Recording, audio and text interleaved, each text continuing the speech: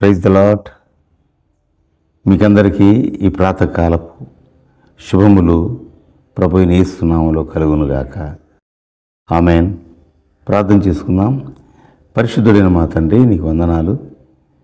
ఎంతో ఆశతో ఎదురు చూస్తూ ఈ వాక్యాన్ని వింటున్న నీ బిడ్డలను దీవించి వారి జీవితాల్లో నీ కార్యాలు జరిగించమని, వివరిస్తున్న నాకు నీ జ్ఞానం ఇచ్చి నన్ను యోగ్యునిగా చేయమని యేసు నామములో ప్రార్థిస్తున్నాను తండ్రి. ఆమేన్. ఈ దినపు వాక్య భాగాన్ని మనము పరిశుద్ధ గ్రంథంలో చదువుకుందాం. లూకా సువార్త 17వ అధ్యాయము 12వ వచనం నుంచి మనం చదువుకుందాం.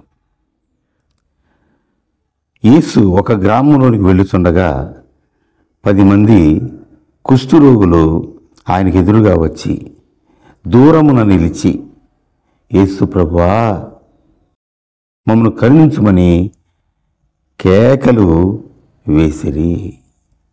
ఆయన వారిని చూచి, మీరు వెళ్ళి మిమ్మల్ని యాజకులకు కనపరుచుకున్నాడని వారితో చెప్పాను. వారు వెళ్ళుచుండగా శుద్ధులై వారిలో ఒకడు తనకు స్వస్థ కలుగుడు చూచి గొప్ప శబ్దంతో దేవుని మహింపరచు తిరిగి వచ్చి ఆయనకు కృతజ్ఞతాస్తుతులు చెల్లించుచు ఆయన పాదముల యొద్ద సాగిలపడెను. వాడు సమరయుడు. అందుకు యేసు, 10 మంది శుద్ధులైరి కారా? ఆ 90 ఎక్కడ? ఈ మనుష్యుడు తప్ప దేవునికి మహిమపరచుటకు తిరిగి వచ్చిన వారు ఎవడునూ అగపడలేదా అని చెప్పి, నీవు లేచిపోము, నీ విశ్వాసము నిన్ను స్వస్థపరిచనని వానితో చెప్పాను. ఈ వాక్య భాగాన్ని మనం జాగ్రత్తగా గమనించాలి. 10 మంది కుష్ఠరోగులు బయలుదేరి వెళ్తూ ఉన్నారు. యేసయ్యను చూచినప్పుడు కేకలు వేయటం ప్రారంభించారు. ఎందుకు కేకలు వేయాలి? ఆ కుష్ఠరోగం అనుకున్న ప్రభావం అలాంటిది. ఆ రోగం ఉన్న వారిని గ్రామానికి వెలుపల ఉంచుతారు, అంతరాని వారిగా చూస్తారు.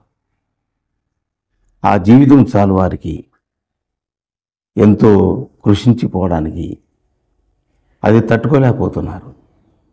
యేసయ్యను చూడగానే వారిలో ఒక ఆశ, ఒక గొప్ప ఆశ బయలుదేరింది. ఆయన మీద గొప్ప విశ్వాసం బయలుదేరింది. తప్పకుండా మమ్మల్ని స్వస్థపరుస్తాడు.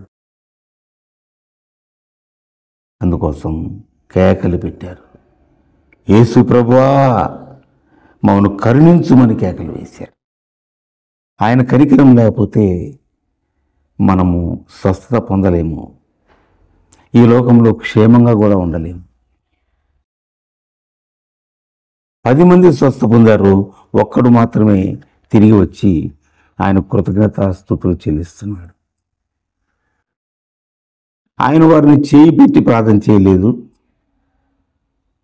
మరొక విధంగా వారిని మీరు ప్రార్థించలేదు. కానీ ఒక్క మాట అన్నాడు, మీరు వెళ్ళి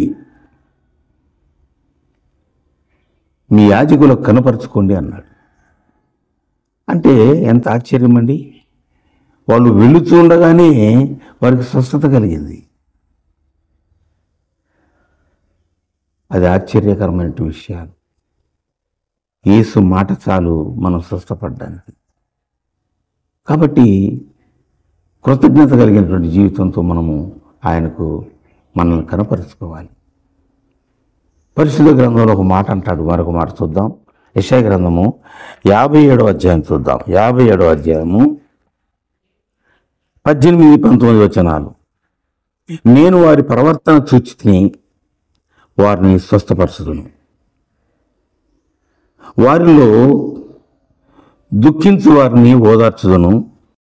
దూరస్తులకును సమీపస్తులకును సమాధానమని చెప్పి నేనే వారిని స్వస్థపరచదును. దేవుడు చెప్పిన మాటలు. నేను వారి ప్రవర్తన చూశాను. మన ప్రవర్తనను బట్టి మనకు స్వస్థలు కలుగుతాయి. మన జీవిత విధానాన్ని బట్టి దేవుడు మనల్ని కనికరిస్తాడు. ఉదయకాల సమయంలో నీ ప్రవర్తన ఎలా ఉందో చూసుకో.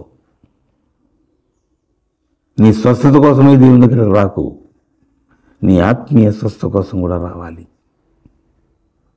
దేవుణ్ణి ఆశ్రయించాలి. ఆయన పాదాల దగ్గర సాగిలపడ్డారు వాళ్ళు. నువ్వు సాగిలపడి ప్రార్థన చేయి. నీ హృదయాన్ని దేవునికి సమర్పించుకో. నీకు ఏ రోగం ఉన్నా సరే అది స్వస్థ కలుగుతుంది. అనేక రోగగ్రస్తులను యేసు దగ్గర తీసుకొచ్చినప్పుడు అక్కడ రాయబడిన మాట ఏంటి తెలుసా? మత్తయి సువార్త 4:24లో అందరినీ స్వస్థపరిచి పంపాడు. ఉదయకాలంలో మీ అందరినీ ఏ రోగం ఉన్నా ఆయన స్వస్థపరుస్తాడు. అయితే మీరు చేయవలసింది ఏంటంటే ఆయన మాటకు లోబడి శ్రద్ధగా విని ఆయన ప్రార్థన చేస్తే ఆయన నీకు సంపూర్ణ స్వస్థ కలిగిస్తాడు. అంటాడు, స్వస్థపరచు యెహోవాను నేనే.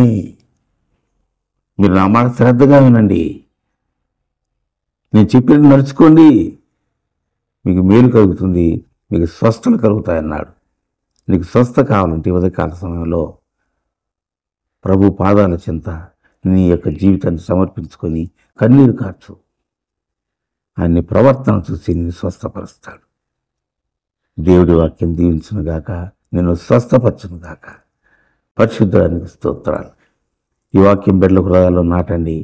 బలహీనంగా ఉన్న బిడ్డలను, అనారోగ్యంగా ఉన్న బిడ్డలను మీరు స్వస్థపరచండి. నాయన నీ మాట చాలు తండ్రి, స్వస్థత కలుగుతుంది.